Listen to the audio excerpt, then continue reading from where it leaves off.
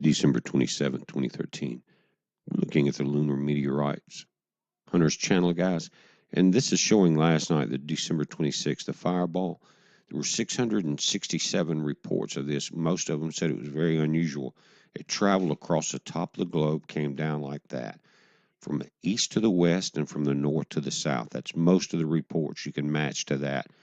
And you can go, I'll link to the page. You can go here and scan down. Most people say it was very unusual the way it came in. It was large, came apart.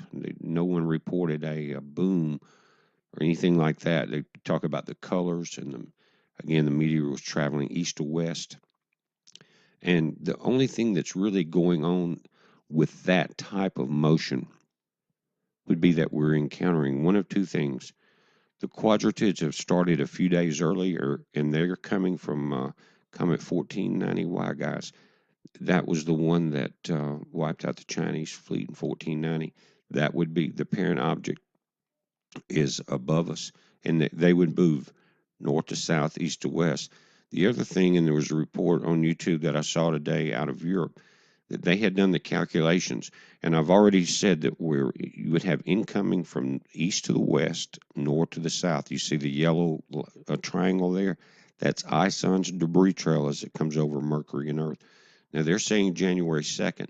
Yesterday, you're looking at the JPL today, and that's the most accurate model that we have. But on yesterday, on the 26th, was ISON's closest approach to Earth. Now, just at around 40 million miles. And the projected angle, and I'll link to that report and show you some of it.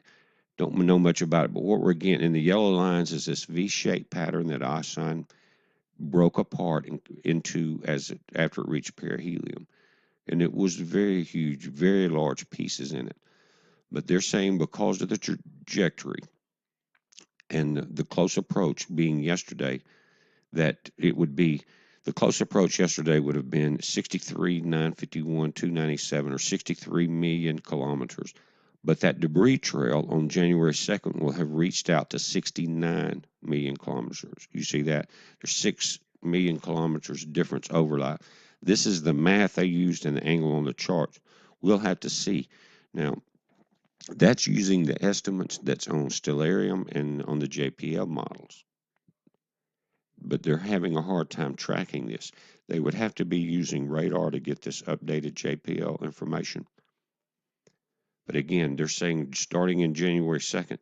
But again, yesterday was close approach, and we had this fireball come over in the exact direction that we would see an incoming object from ISON. Also, again, it could be we would be about 3 or 4 days ahead of where we should be if it is from 1490Y. It's coming from above also. But guys, we're going to have to watch this. It's we saw a report, I think it was from South America about a week ago, about this debris trail possibly coming in around the 7th. So we're going to be watching it. And you'll notice on the Meteorite Hunters channel, they're mentioning large bolide events when you go to the front page over the next 2 weeks. Unusual activity.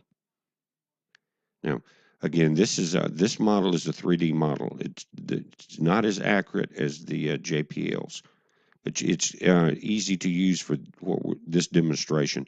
One is here, incoming from that angle, the yellow triangle would be east to west and north to south, just like the fireball was last night, guys. Exactly in that pattern you can see as it spreads. Now, again, and this is the 660 reports. This is on the AMS channel, and I will also link that. We'll have both links. You can watch for any incoming reports. You can also go online and make your reports. And that's what you're seeing with the different lines and the angles here are different people. And they talk about the angles, the speed, the height, what they saw, things like that. So both are good channels. Well, we're starting to get an uptick in reports saying to watch. So that's what we're doing. Again, incoming from now this is different. This is going to be coming from west to east. This is we approach the debris trail that was laid down before perihelion, before it approached the sun, the one we've been knowing that we were going to be going through. Also, we're going to be dealing with the comet dust that NASA says will slow and settle to the Earth.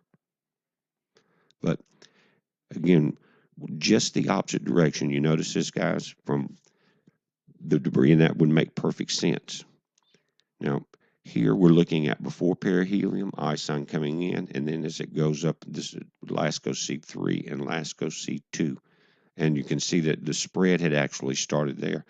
But that debris trail was laid down after the flare on November 19th, guys. It stripped it back and made it about a fifth of its size. So what you were seeing there was after the stripping, and what you're seeing is this right here. In the blue was before we're 250,000 kilometer outer comma, and it stripped down to in the green to a 60,000.